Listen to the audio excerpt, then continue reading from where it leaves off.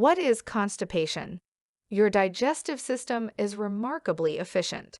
In just a few hours, it removes nutrients from the foods you consume, absorbs them into the bloodstream, and prepares leftover material for disposal.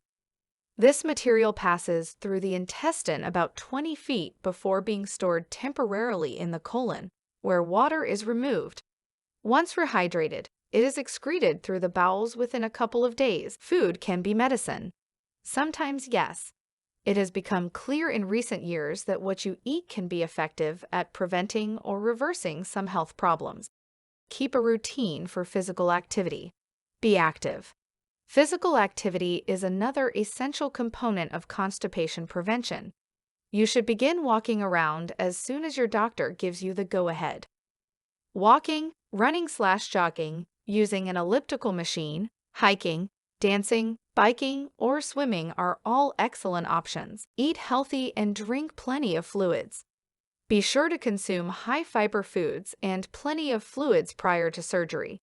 If you do not eat well prior to surgery, you might experience more constipation issues afterward.